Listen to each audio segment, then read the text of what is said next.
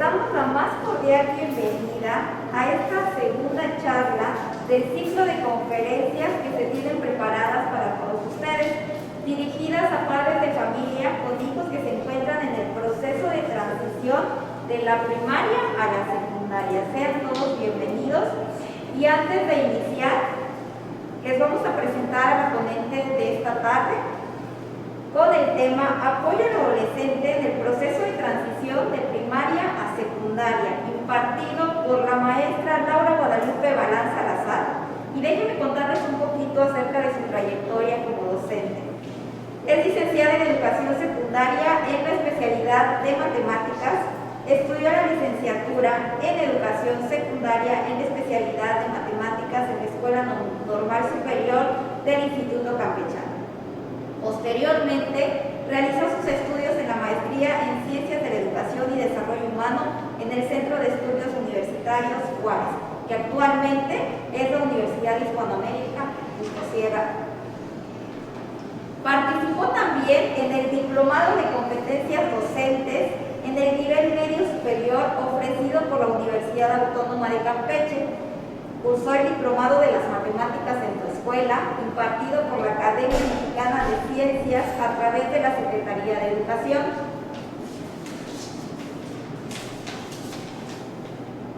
De igual manera, ha acreditado diferentes cursos como la importancia de la equidad e inclusión en el logro de los aprendizajes clave, impartido por la instancia de capacitación y formación del ISTECAM. Herramientas de la evaluación formativa, realizado por la Secretaría de Educación, herramientas digitales para la enseñanza, neurodidáctica, ofrecida por Profuturo. También colaboró como instructora en el Diplomado de Competencias Docentes en el nivel medio superior, en el Instituto Politécnico Nacional, y actualmente es docente de educación básica y tutora de personal de nuevo ingreso al servicio público educativo en la educación básica.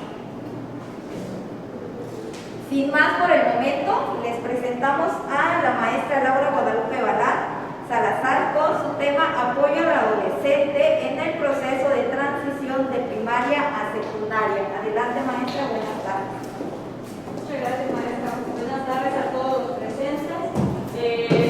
Antes que nada, mi reconocimiento a cada uno de ustedes que está acompañando, ya que no es fácil tomar nuestro tiempo en la actualidad para tomarnos un curso, para entrar a una conferencia o para estar presente en algo que nos va a apoyar en el futuro. Como bien mencionó la maestra, mi tema a abordar el día de hoy va a ser apoyo al adolescente en el proceso de transición de primaria a la secundaria. Actualmente estamos sufriendo un cruce ante una pandemia que en generaciones pasadas no habíamos tenido, ¿sí? Entonces, tenemos que adaptarnos a esta nueva modalidad, pero muchas veces como padres primerizos al inicio de un cambio de primaria a secundaria no tenemos las herramientas, no sabemos cómo abarcar este tema. Recordemos que los chicos en esta etapa de 11 a 12 años están pasando no solo por el cambio de institución, por el cambio de amistades, por el cambio de que ya no va a ser un maestro que voy a tener que trabajar, que tengo una metodología ya establecida, aunque en español, matemáticas y historia, pero el maestro es la misma metodología que está trabajando, sino que ahora entra a un nivel de donde ya no es el más grande, ahora es el más pequeño de todos los grados, tiene que trabajar e interactuar con diferentes metodologías didácticas, alrededor de 8 docentes, y cada docente tiene su estrategia. Tiene que adaptarse a esto, tiene que adaptarse a nuevos compañeros, tiene que adaptarse a nuevo centro de trabajo, a nuevo centro de estudio, y que en general es mayor a su primaria. Todo esto es una bomba para el estudiante y para el padre de familia, porque empieza la rebeldía, empiezan a ser groseros, empiezan a estar contestando, a bajar el rendimiento académico. Entonces, esta institución se ha preocupado por esto, por ver de qué manera apoyar al padre de familia para que esa transición no sea de debilidad para nosotros como papás. Pero para poder saber, para poder tener estrategias, para poder abarcar esta situación, necesitamos saber nuestro contexto. ¿Cuál es nuestro contexto? La educación primaria, la educación secundaria y nuestros adolescentes. Empecemos por conocer nuestro contexto plantel. Educación primaria y educación secundaria. La educación primaria se hizo obligatoria en el año 1867. Y vean la diferencia en la educación secundaria. La educación secundaria se hace obligatoria hasta el año 1993, de acuerdo a la estructura de la reforma del tercer artículo constitucional. ¿Por qué se da esto? ¿Por qué hay tanta diferencia en tiempo para que cada una obligatoria de la otra? Es un dato curioso, porque consideraban que durante la primera infancia el ser humano abarcaba toda su capacidad cerebral y lo que tenía que aprender lo aprendía durante esa primera infancia, que estamos hablando hasta los 12 años. Entonces ya no era necesario tener un estudio más allá, puesto que ya incursionaban en muchas ocasiones al campo laboral. Pero ya no necesitaban más, ya todo lo aprendieron en educación primaria. Sus capacidades, sus habilidades, sus aptitudes ya estaban abarcadas, no era necesario continuar. Perdón. Ahora bien, con más estudios que se hicieron en cuanto al aparato funcional de nuestro cerebro, se dieron cuenta que no es así, que la educación secundaria, a partir de los 11, 12 años, el cerebro abarca la segunda etapa del desarrollo y es donde debemos de aprovechar, porque en esta segunda etapa de desarrollo los estudiantes son capaces de absorber más información de manera más rápida y de razonar de manera más ágil. Entonces, es que se vuelve obligatoria la educación secundaria en este año, dentro de las reformas que realizaron en el artículo 3 constitucional, es el derecho y las responsabilidades del estudiante, el derecho y las responsabilidades como docentes, y el derecho y las responsabilidades como padres de familia, que este es un punto muy importante que no se consideraba antes en la educación, solamente era el maestro y el alumno, pero ahora no, ya incursiona el padre de familia porque se dan cuenta que es un vértice muy importante en este proceso. Ante estadísticas del INEGI, observen cómo el año pasado, con base en la pandemia, pues muchos tuvieron que irse a estudiar en casa. En este caso estábamos trabajando.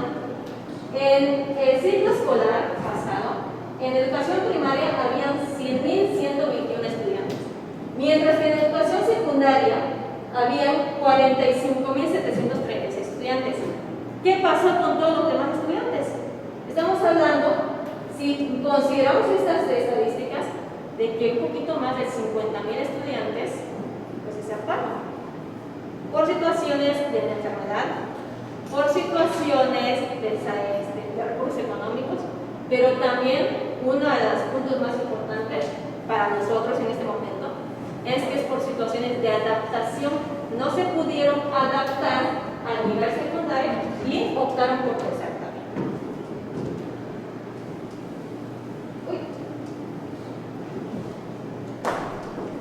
Bien, en esta gráfica quiero mostrarles cómo es que en el campo estudiantil el mayor índice de alumnos está fluctuando entre alumnos de 6 a 12 años y de 13 a 15 años. ¿Sí? Y repito, es por eso la importancia de tomar este tema. ¿Qué podemos hacer para que es nuestra mayor población estudiantil, para que esa población estudiantil llegue a una preparatoria, llegue a una licenciatura y no se nos quede en el camino? Porque, como repito, tenemos mucho que explotar, en este caso cerebralmente.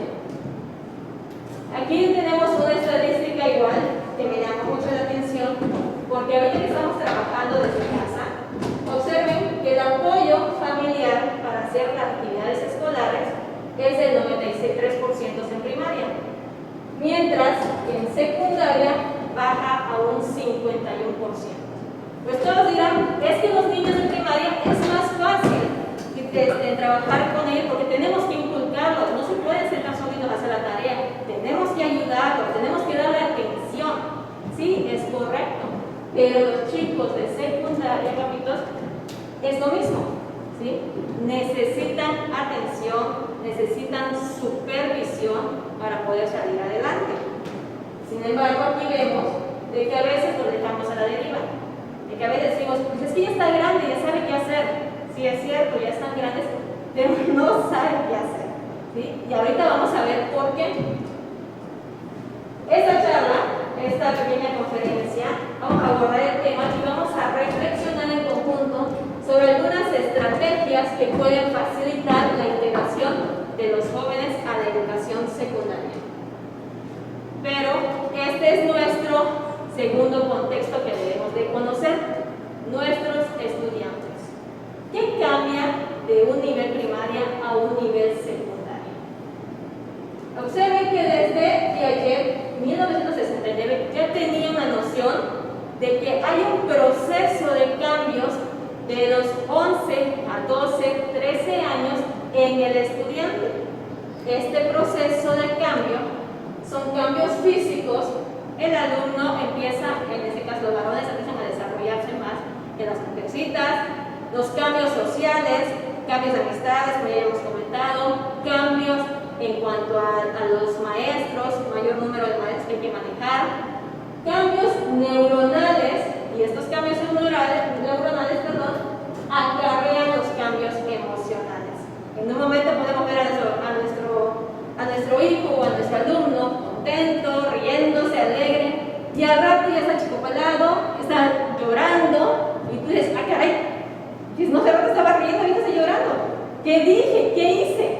Sobre todo, bueno, en mi casa como docente me ha pasado, que estoy explicando y el niño me está observando, y de repente es que está llorando en su banca, y tú dices, ¿qué hago? ¿Me muevo?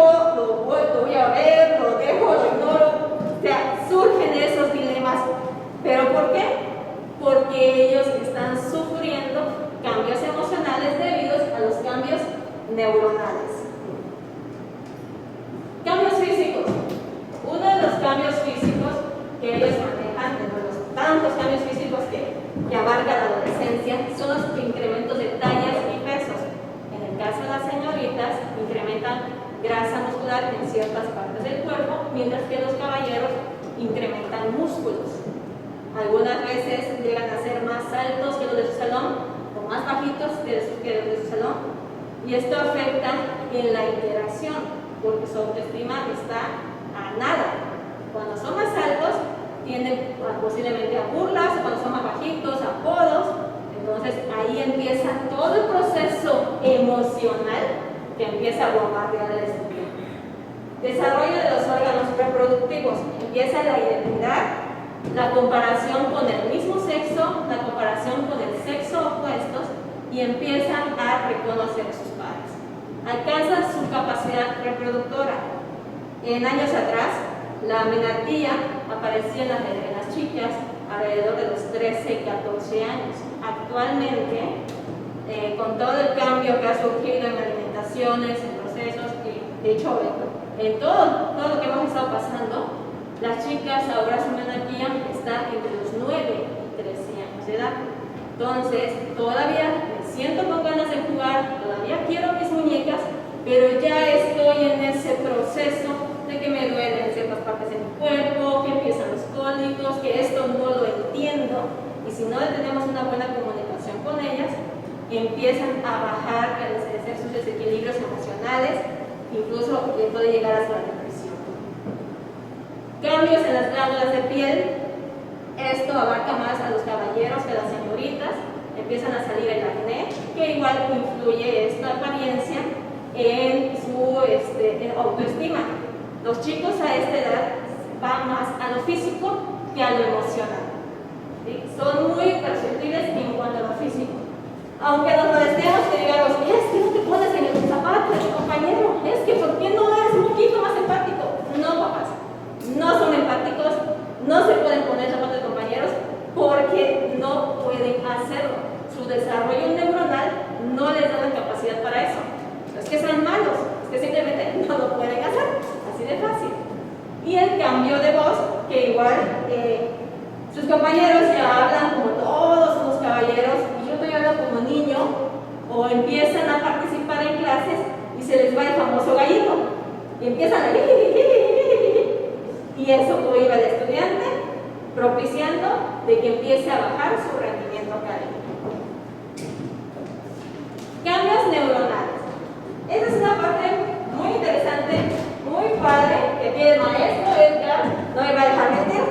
Es una impresionante función cerebral que tiene el cerebro. No, empieza a disminuir la masa gris porque empiezan a hacer un lado las células que no van a estar funcionando y a empezar a tener fortaleza las células que sí van a tener más función. Eso se llama la poda. Es como cuando podas un árbol, quitas las ramas delgaditas para darle apertura a las ramas grandes y poder trabajar mejor. Eso sucede durante esa etapa, por eso se disminuye, pero luego vuelve a fortalecerse.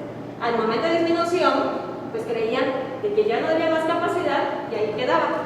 Sin embargo, en la actualidad, con la tecnología, con todas las herramientas que tenemos ahorita los neurocientíficos, han podido estudiar el cerebro humano vivo mediante resonancias magnéticas y pudieron ver que esto es falso, que el cerebro durante la etapa de la adolescencia surge la mayor capacidad de retención, la mayor capacidad de absorción de información, pero que la corteza prefrontal se está desarrollando todavía. Esa parte verde que ustedes ven en la imagen es la corteza prefrontal. Esa corteza es la que nos ayuda a planear a largo plazo, a retener ciertas emociones. Cuando nosotros pensamos qué vamos a hacer mañana, qué vamos a hacer dentro de un año, qué vamos a hacer dentro de 5 años, todas las planeaciones que nosotros tenemos todavía no lo tienen desarrollado ellos. También la retención de las emociones. Pasó a la vecina y me vio feo, pues la ignoro, no me interesa mi vecina. Nosotros tenemos esa capacidad y de no contestar de manera grosera a alguien. Ellos no, todavía la están desarrollando. Por eso son impulsivos, por eso son los que toman más riesgo que una persona de 20, 21 años, como se pueden dar cuenta en la imagen. A los 21 años ya tienen esa parte como que violeta azul, quiere decir que el cerebro humano ya está desarrollado, ya tienes la capacidad de raciocinio y de decidir qué está bien, qué está mal, qué es riesgoso, qué no es riesgoso y tener planeaciones a largo plazo. Si a un estudiante le dices, te pongo este proyecto y en el trimestre me lo tienes que entregar y no lo vuelves a tocar, hay un 80% de probabilidad de que no llegue ese proyecto, porque ellos no tienen esa facultad todavía de organizarse a largo plazo. Son plazos pequeños los que deben tener ellos, cortos, porque ellos disfrutan el momento, el ya, el ahora, y lo que les crea satisfacción, los que les crea emoción, los que le atrae es esto. ¿Por qué? Repito, porque la corteza prefrontal no está desarrollada, que es la que nos ayuda a tener todo ese control con nosotros, y ellos no lo tienen.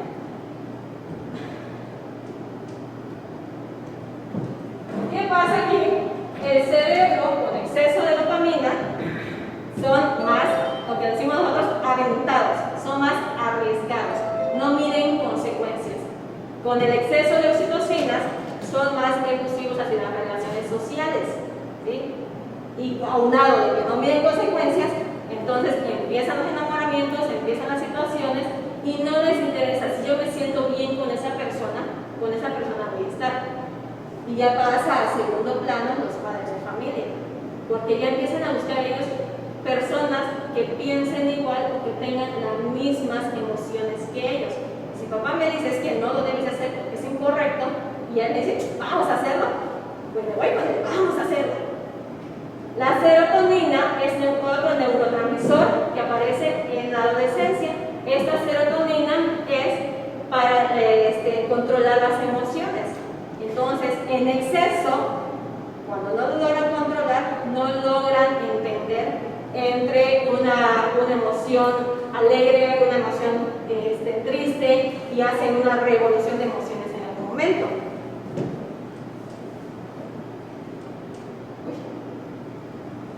a causa de que estos cambios, a causa de todo este proceso por el que están pasando los chicos, que no logran todavía controlar, empiezan a sufrir los trastornos mentales.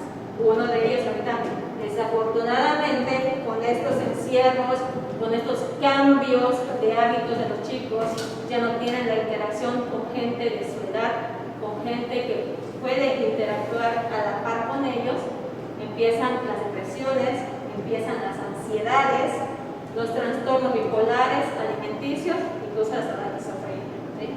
Esto es algo preocupante porque actualmente, cuando empezaron los chicos a interactuar de manera presencial en este ciclo escolar con sus compañeros, detectamos que hay un alto índice de jóvenes que sufren ansiedad y sufren depresión.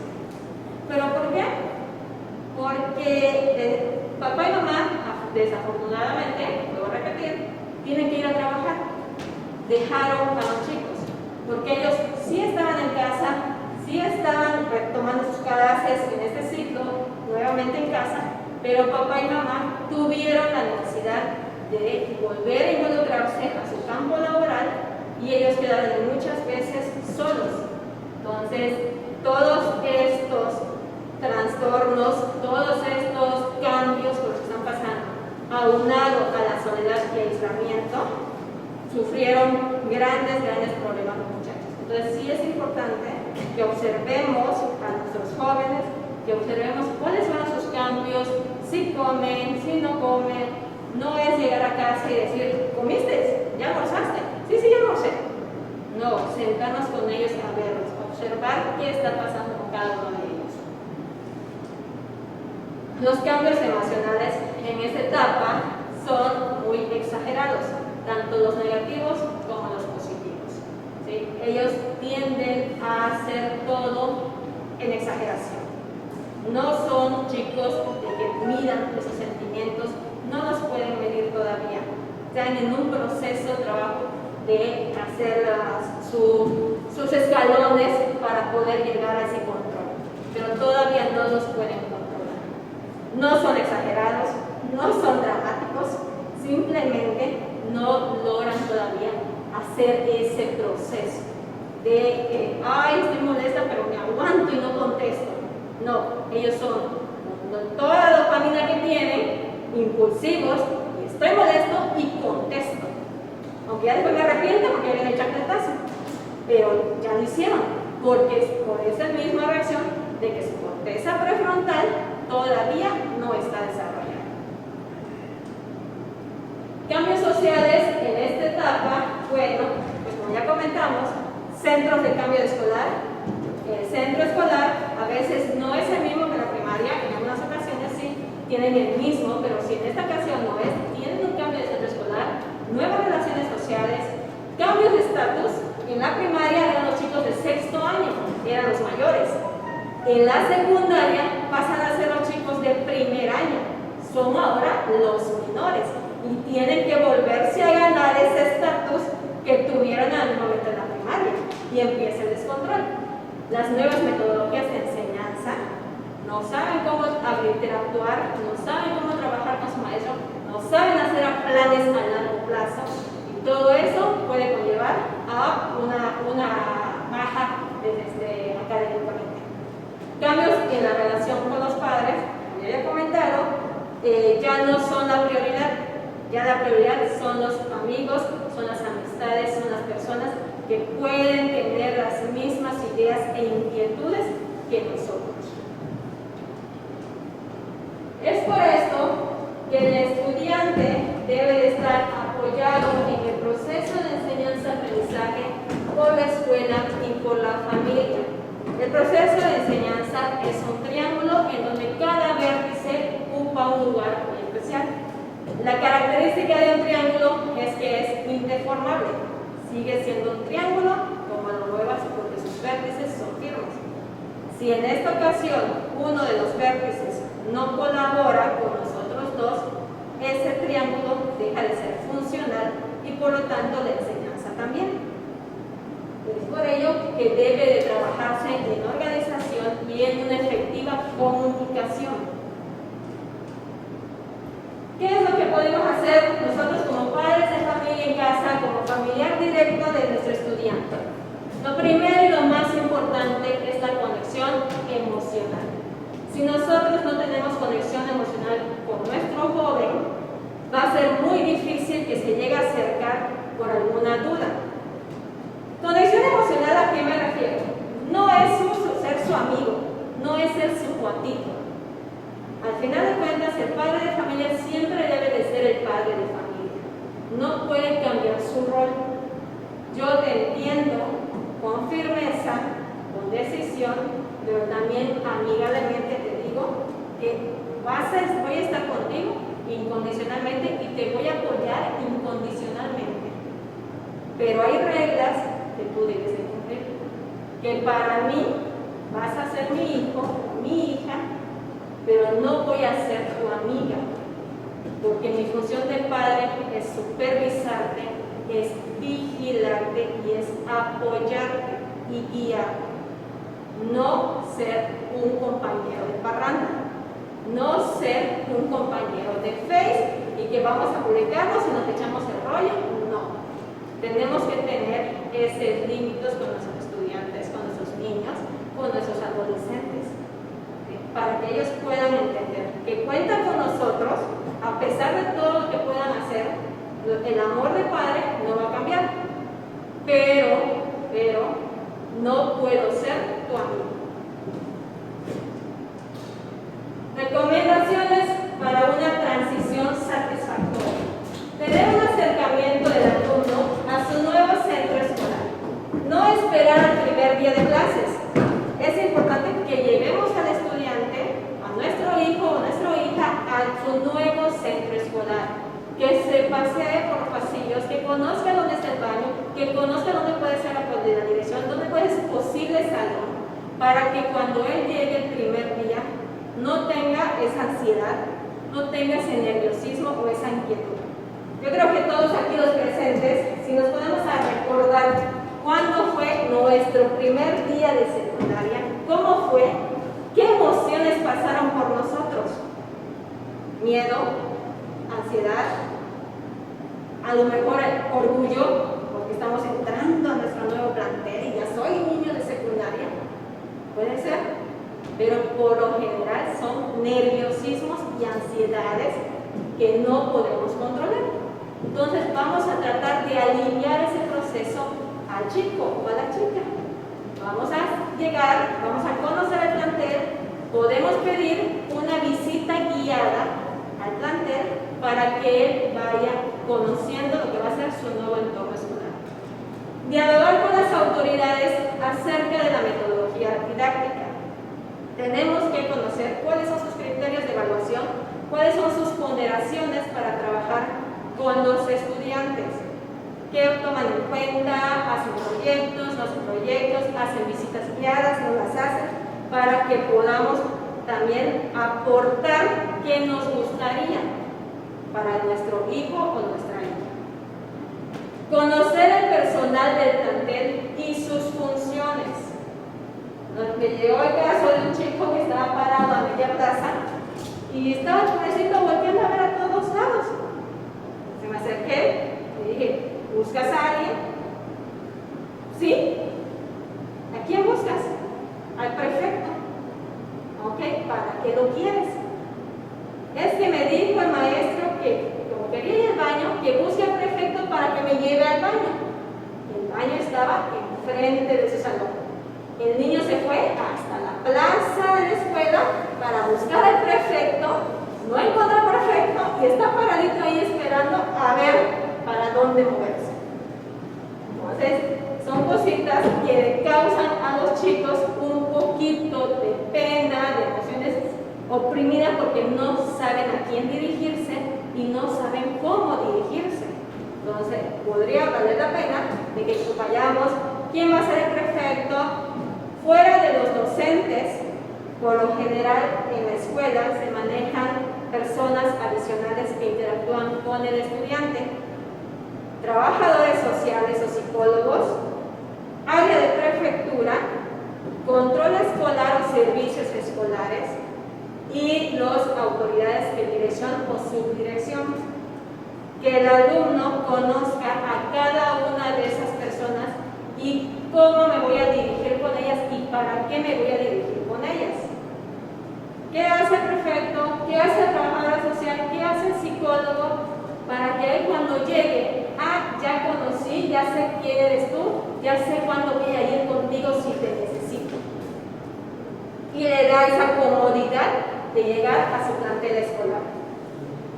Familiarizarse con las plataformas que estén aplicando por la institución. Debido a todos estos cambios del sistema educativo, muchas escuelas tuvieron que incursionar con la tecnología. Varias fueron con plataformas muy sencillas y prácticas para elaborarse, otras utilizaron un poquito más sofisticadas, pero como papás, como padres de familia, debemos de dar esa responsabilidad de que si no conozco utilizar esa plataforma, darme la tarea que antes que mi hijo inicie el ciclo escolar, aprender a utilizarlas, para que yo pueda ver tareas, para que yo pueda ver notificaciones de la escuela, para que yo pueda saber si mi hijo está asistiendo, si mi hijo está cumpliendo o no está cumpliendo, y yo pueda apoyarlo si se requiere. Conocer las actividades extracurriculares, artísticas o deportivas que se contemplan como parte de la currícula del plantel. Debido a todos estos cambios que están pasando los estudiantes, las materias que para ellos no son válidas, artística, tecnología y deportes, son muy fundamentales para su desarrollo. No controlan sus emociones todavía, pero con las actividades deportivas pueden descargar toda esa energía que traen. Con las actividades artísticas pueden desarrollar toda esa parte de las emociones, de las interacciones. Para eso les sirven esas herramientas, ¿sí? No es válido que me diga el chico o la chica, es que a mí no me gusta dibujar, mamá, no quiero llevar esa materia. Inténtalo, hazlo. Vas a ver qué bonito cuando tú quieres a desarrollar esa vida. Ninguna materia es menos importante, todas son igual de importantes, pero en este caso esas tres le ayudan a tener ese carácter y esa disciplina que les va a apoyar en las otras asignaturas. En el caso de, por ejemplo, de la creatividad, si la desarrollan, hay muchos chicos que están tocando instrumentos, si desarrollan esa creatividad en artística, créanme que en matemáticas les va a ir mejor. ¿Por qué? Porque tienen ese espacio activo y son un poquito más de expandirse. Va a decir, no puedo. Notificar al plantel si el alumno cuenta con un expediente clínico específico. Desafortunadamente, si ustedes como papás conocen a sus hijos y saben que tienen un diagnóstico y no lo notifican a la escuela, aunque por reglamento institucional no se medica a un estudiante, aparte de la Secretaría de Educación, pero sí es importante que notifiquen en el plantel para que los maestros, junto con trabajo social y psicología, busquen estrategias didácticas apropiadas y adapten sus estrategias a los requerimientos del estudiante. Por eso es importante que conozcamos cómo son los estudiantes, qué debilidades tienen, qué fortalezas y qué oportunidades podemos desarrollar en ellos.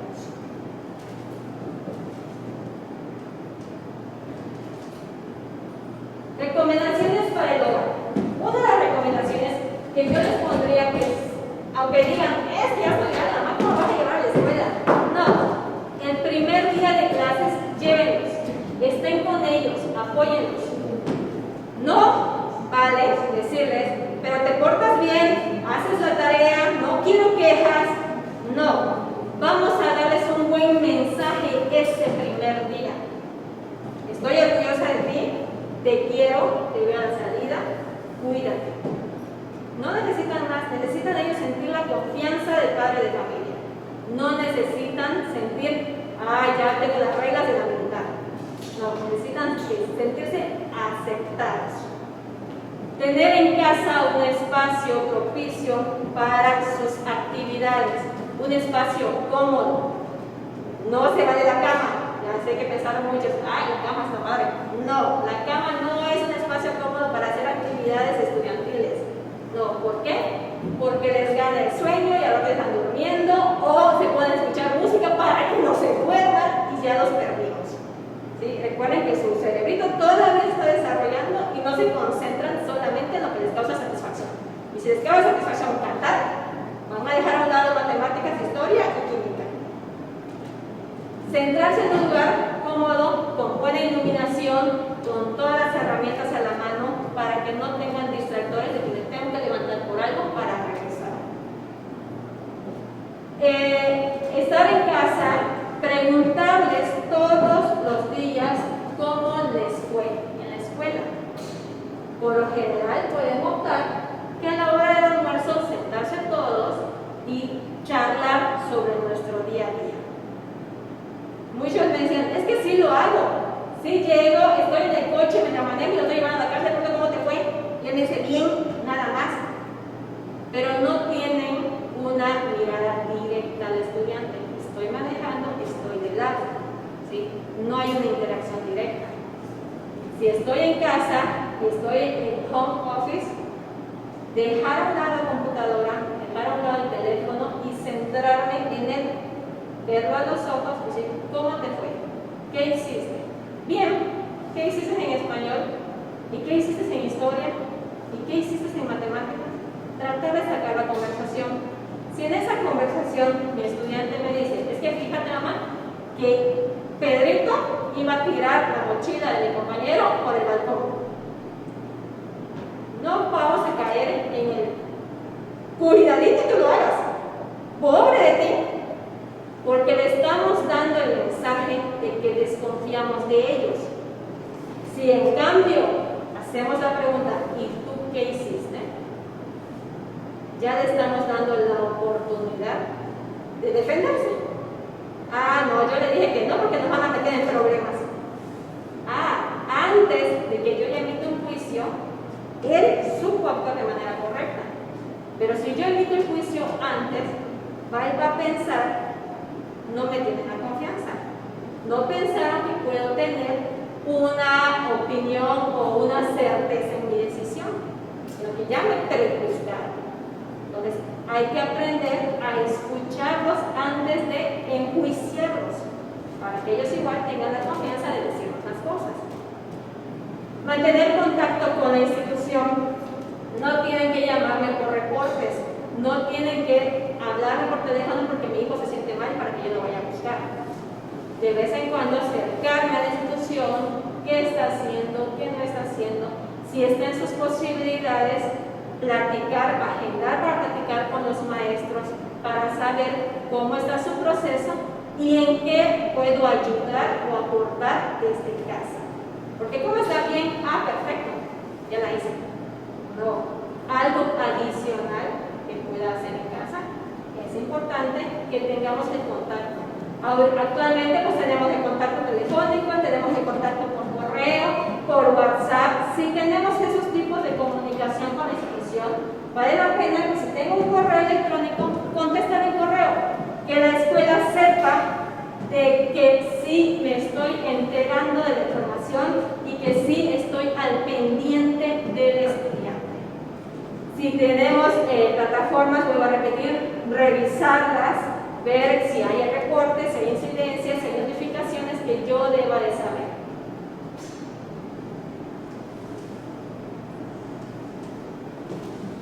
Desconfío de mensajes pocos creíbles. No tengo tarea. Oye, pero desde ayer no tienes tarea. Sí, pero tampoco marcaron. ¿Y todo el trimestre no marcó tarea? No. Todo lo hacemos en la clase. Ajá. ¿Y cómo la entregas? Vamos a revisar libretas. Vamos a preguntarle al docente, ¿cómo vas? Porque el no tengo tarea es muy poco probable, papás, de que sea real. No todas las tareas se dejan en casa, pero sí hay actividades que están fuera del contexto institucional para poder enseñar al joven o a la señorita a desenvolverse fuera de ese contexto. El maestro lo puso para hoy y lo tengo que entregar. Y son 5 tareas. Hoy apenas me lo acaba de decir. ¡Ay, caray! Poco creíble. No va a poner examen. Dijo que para las tareas vamos a tener la calificación. Ah, perfecto, puede ser. Pero no es además preguntar a la dirección, preguntar al docente si es correcta esta información para poder, antes de tener el fracaso, poderlo prevenir. Supervisar el tiempo en internet, redes sociales. Es importante tener límites. Si el chico o la chica se va con el teléfono a dormir, no va a estar a las 8, ya lo voy a apagar porque me tengo que dormir. No, no es cierto. La misma familia le está indicando, revísalo. Y si es el amiguito o la amiguita que me causa alegría todas sus pláticas, me quedo con ellos. No importa el riesgo que yo tenga, me quedo platicando. Pero nuestro cerebro se empieza a cansar y al día siguiente, cuando necesitamos que esté en su mayor esplendor para razonar, para realizar las actividades, está cansado y no lo puede hacer. No lo va a poder realizar porque ya no ha descansado lo suficiente para poder volver a energetizarse. Los videojuegos no son malos, en muchas ocasiones hay algunos videojuegos que fomentan la creatividad, pero hay un límite. ¿Sí? Poner horas establecidas para hacerlos después de tus actividades escolares, después de tus responsabilidades en la casa, podrás tener una interacción con videojuegos de tal hora a tal hora. No siempre es correcto dejarlos a libre albedrío. Si han observado tal vez de que le dices apaga ese videojuego, ¿pero por qué? Apaga ese videojuego. Pero un ratito. Esto sucede porque les está generando emoción, porque les está generando adrenalina y eso es satisfacción para su cerebro. Y eso es lo que van a propiciar nada más. Las páginas de redes sociales como Facebook, TikTok, Twitter, Instagram, hay que supervisarlas. No todo lo que tienen es benéfico para su salud mental y emocional. Entonces, desafortunadamente hay muchas páginas que fomentan situaciones de riesgo para los estudiantes. Es muy importante supervisar qué están haciendo en el Facebook, qué están haciendo en el TikTok, qué están subiendo en Twitter, qué están subiendo en Instagram, para poderles tener una salud mental satisfactoria. Conoce a sus amigos, pero no los compares, ni con sus hermanitos o hermanos. Es que tu hermano ya está en la licenciatura y está mejor calificaciones que tú. Es un error. Cada estudiante, cada joven, cada hijo es diferente y tenemos que buscar sus habilidades y sus actitudes para desarrollarlas, pero no compararlos ni con sus propios amigos. Pero ¿qué ves el vago que tienes como amigo, hijo? Si te anda con los pantalones rotos. No, es una característica de su amigo y es respetable, porque a él por algo tiene ese amigo y hay que saber por qué antes que lo busquemos. Valora su esfuerzo y asigna metas a corto plazo, no a largo plazo, porque no lo logran asimilar. A corto plazo, terminan tus actividades durante esta semana, durante este día, para que puedas alcanzar en un futuro una calificación aprobatoria durante el trimestre. Y al terminar puedas tener una calificación final del ciclo escolar, de lo mejor. Pero son metas a corto plazo para que puedan ser reales para ellos, creíbles y funcionales. Y afrontar los malos resultados. Si desafortunadamente no tuvimos unos buenos resultados, no es dejarlos solos, no es regañarlos, porque en ese momento va a funcionar. 2, 3 días va a funcionar, pero con el paso de los días, ese regaño deja de ser funcional porque ya lo asimiló y ya lo procesó y quedó. Es qué estrategias vamos a tomar para afrontar los malos resultados y mejorarlos. Tú como alumno, yo como padre de familia, y como docente hacer una comunicación para ver cuál es nuestro rol para poder mejorar esa calificación. Porque todos tenemos que tener un objetivo o un propósito para poder mejorar.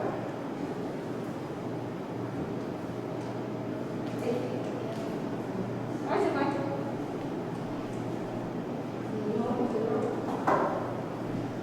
Bueno, pues a grandes rasgos esto es lo que les quería compartir de este tema para que a ustedes se les facilite un poco más este proceso. Como he comentado durante todo este tiempo, creo que lo que más nos importa es el estudiante, el adolescente, y sí, tenemos que conocerlo para saber por qué actúa de esa manera. No es una persona mala, no es una persona inconsciente, no es una persona irresponsable. Es una persona que está en proceso de desarrollo y que debemos de apoyarlos en ese proceso de desarrollo, tanto docentes como padres de familia y como familiares cercanos.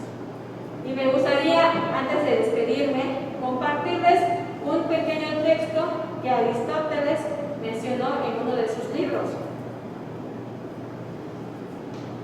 Al final. Es un poquito largo, pero se los voy a leer porque en verdad es muy interesante.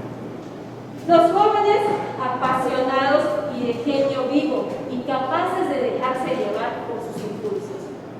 Y no son malintencionados, sino ingenuos, porque todavía no han sido testigos de muchas maldades.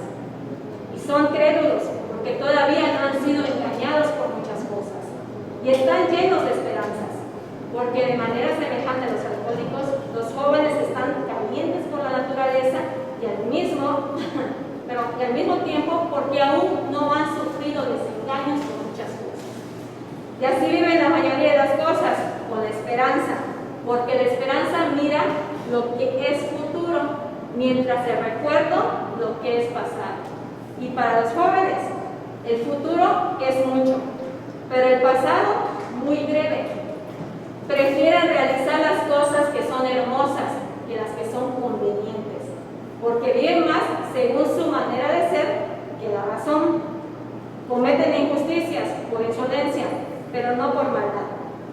Son amantes de los amigos y compañeros que de otras edades, porque gozan con la convivencia y porque todavía no buscan nada de cara a la utilidad y el lucro. También son amantes de la risa, y por eso también son propensos a la burla, porque la mofa es una insolencia educada. Así pues, tal es el carácter de nuestros jóvenes. Simplemente hay que conocerlos, hay que entenderlos, hay que acercarnos, no hay que enjuiciarnos, para poder así apoyarnos. Pues muchas gracias por su atención, muchas gracias por haberse tomado el tiempo y por estar aquí compartiendo con nosotros.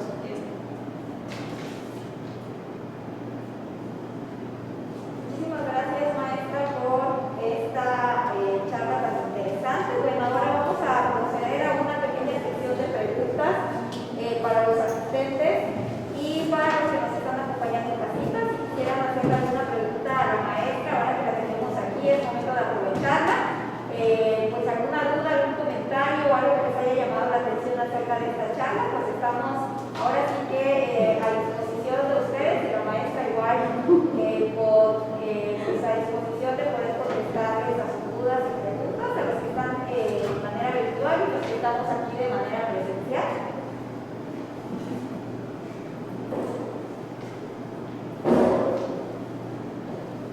Ok, le cedemos la palabra a la licenciada Olga.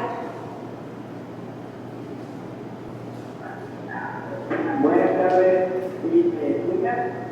Sí, escuchamos bien. De entrada, maestra, muchas gracias por compartirnos esta experiencia, ¿verdad? Ahora sí que también las compañías hemos estado viviendo ahora sí que ese tipo de ocasiones o eventos que se dan con los chicos, ¿no? Aquí nada más ahora sí que compartir también la experiencia y me llamó mucho la atención esta parte de revisar las tareas. ¿no? Pues todavía que yo no soy papá, soy muy joven para esa responsabilidad, pero pues sí trabajo también con adolescentes, ¿no? Y a pesar de... Exactamente.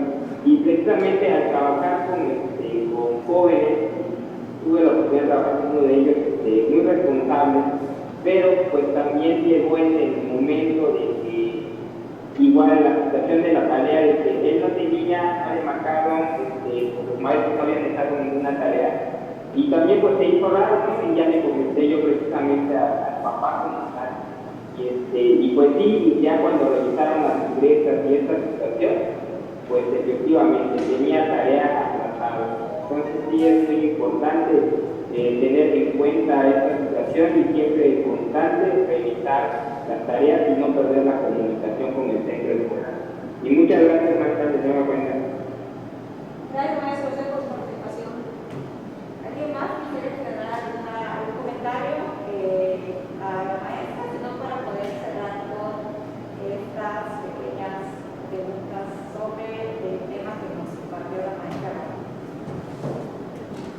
Bueno, aquí creo que estuvo muy bien, muy claro, muy fluido. Muchísimas gracias, maestra. Pues bueno, esta fue la segunda conferencia del ciclo de conferencias y la siguiente es el próximo lunes 24 de enero con el tema la adolescencia y sus efectos en el desempeño académico. Un buen tema también para que puedan ustedes estar acompañándonos el siguiente lunes. Ahora se va a realizar la entrega de reconocimiento por su destacada participación en nuestra ponente, la maestra Laura Guadalupe Balán Salazar, a manos de la directora de la secundaria Pablo García y Montilla, la doctora Marlene Pérez Goldo. La invitamos a pasar para otorgar este merecido reconocimiento a la maestra. Gracias, gracias.